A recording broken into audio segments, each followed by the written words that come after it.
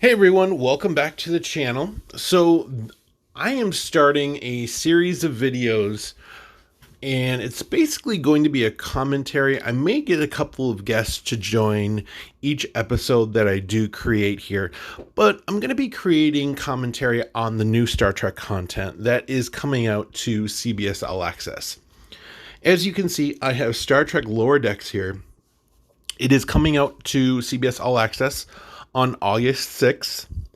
And I'm really, really excited for this series. I am a huge fan of Star Trek, the animated series. I know a lot of people hate it, a lot of people love it.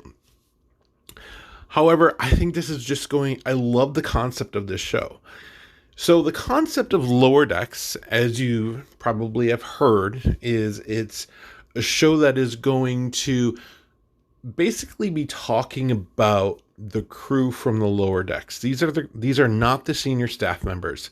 These are going to be the junior officers at best. They're all ensigns. They're no longer cadets.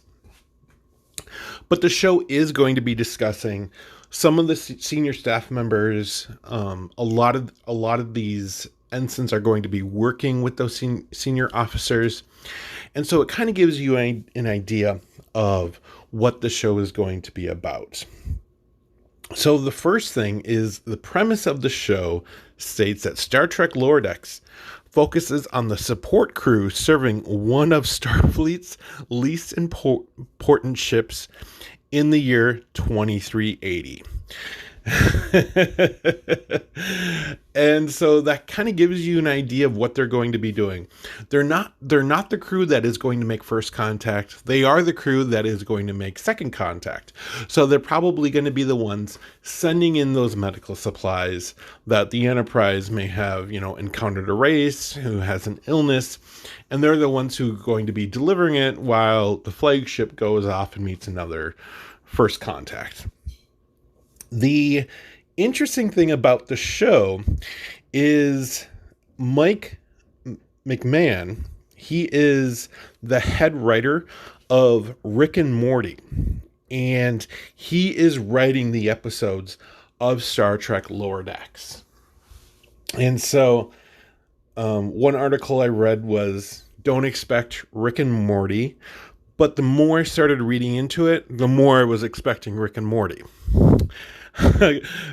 So the other thing with this as well is the animation is being done by an independent studio called Titmouse, with the style similar to Rick and Morty. So I'm going to go off on a limb and say expect a version of Rick and Morty that may be more for the adult fan. Not that Rick and Morty isn't for the adult fan. So here we have the crew. On the left-hand side of the screen, we see the lower decks crew. On the right-hand side of the screen, we see the senior staff. So I'm going to go ahead and discuss each crew member and kind of their role in the show. So the first one we have is a Lieutenant Shax. And he has a one-line description of the article I'm reading is a Bajoran lieutenant aboard the Cerritos. That's it. So I believe he is going to be the chief of security. He's wearing yellow. He's a big burly man, so I don't think that's a huge limb to go out on. And we really don't know that much more about him. I hope we see a little bit more about him. I love the Bajoran race in the Star Trek world, and it'll be interesting to kind of see how he's portrayed. The next crew member we have is Captain Freeman. And Captain Freeman is described as a capable Starfleet captain whose starship is not very important. So she may have done some things that earned her this starship, or she might just be squarely by the book and has not had anything really happen in her career. She would have had to earn this promotion as captain, but it's not really a post you want to take on. You want to be on the front lines. You don't want to be the support lines, because the more I'm reading this, is it's a very fancy freighter. But it's a starship. So the next one we have here is a Commander Ransom. And Commander Ransom is, and many people would probably guess this, is being written in comparison to Will Riker if he was on speed and had less shame. So I'm expecting more of a womanizer, and huge failures on delivery for this character. So we will see. The last crew member we have here is Dr. Tiana, and Dr. Tiana is a Cation. She is the chief medical officer aboard the Cerritos, and she is described as a good doctor, but she's an unpleasant cat. This, of course, is a reference to the character Maress from Star Trek The Animated Series, who was also a Cation. I'm hoping more for character growth, or a true character for a Cation, and less meowing like Maress would do. Maress meowed a little too much for my taste. But this is our senior staff. This is who the lower decks are going to be reporting to. The first lower decks we have here is Ensign Attendee. And she's an ensign in the medical bay aboard the Cerritos. She's a huge fan of Starfleet, who's always thrilled to be working on a starship. She is new to the Cerritos at the start of the series and helps introduce the audience to the setting and characters. And McMahon saw Attendee as acting like himself if he ever got the chance to work on a starship. So the writer has molded this character after himself, basically. So this will be a really interesting character. If you can visualize, she's beaming aboard to accept her assignment, and it's kind of told from her perspective, the setting of the ship and her role in the ship. The next we have is an Ensign Mariner. And this character is going to be a little interesting. So she is an ensign aboard the USS Cerritos. She is as irreverent and someone who does not follow the rules, though she is actually very good at all things Starfleet. She just doesn't care, and has been demoted several times. She just wants to ride her skateboard and eat her piece of pizza in peace, man.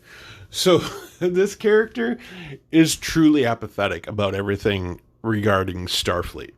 So she may have been a lieutenant commander and has taken several demotions. The question, though, is if she's been promoted several times, what happened? Because you don't just take an officer and they are getting promotion after promotion, and then all of a sudden they start going backwards. So I'm guessing there's going to be a lot of character development here. I think there was a moment in her lifetime that things changed for her. So it'll be interesting to see if they go that route with her, if that's really her situation or not. Let me know your thoughts and opinions about her. I think this might be one to look out for. The next we have is Ensign Boiler. So, as you can see from the expression on his face, he is a stickler for the rules and will need to learn how to improvise if he's to become captain one day. So this character, he would nail the written portion of the driving test with flying colors, but once it actually got to him being in the car, it would be a complete and total disaster.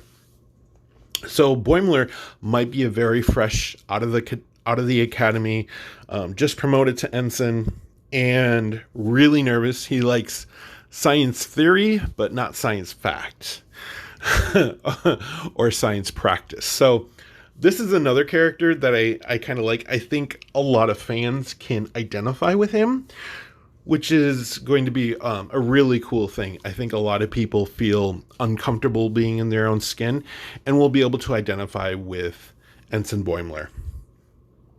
Then we have Ensign Rutherford, and this is probably one of my favorite characters that I'm going to be looking out for. So Ensign Boiler is an ensign aboard the Cerritos. He's a stickler for the rules. And I'm sorry, Ensign Rutherford. He's an ensign aboard the Cerritos. He's adjusting to a new cyborg implant, which looks pretty interesting. He is being compared to Geordi LaForge, saying they are both amazing at engineering stuff, but Rutherford does not always solve the problem like Geordi because he's still learning. So I'm looking at this picture of Ensign Rutherford, and if you look at that cybernetic piece, it's encapsulating his skull, his ear, and his eye. So I think there might be some jokes with this of, hey, I have perfect vision in one eye. What is that over there? I don't know. We'll use your other eye. I think they could be some really good one-liners with this, or like, what are they saying over there? Well, turn your head and use your good ear. That sort of thing. I really like this character because of the amount of comedic content that could ensue from him. And lastly, we have the USS Cerritos, which is a California class Federation ship. And as you can see, it looks weird. I honestly don't like the design very much. I'm sure I'll warm up to it somehow. However, I'm not feeling it. It doesn't even look to me, because if you look at the supporting struts, it looks like it's solid metal. Like it isn't built for anything internal. So I'm curious how they're going to get to the drive section, or even if they need to go to the drive section, because the struts are also going directly into the nacelles.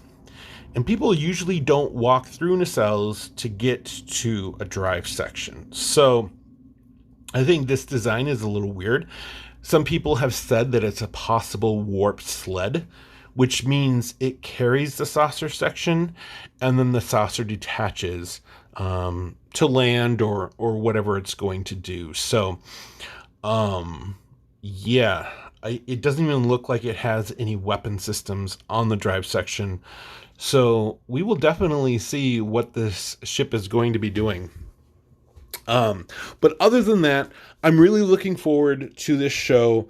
I think it's going to have some really great elements to it. I'm excited they got the writer from Rick and Morty for this show. So tell me what you expect to see from this show.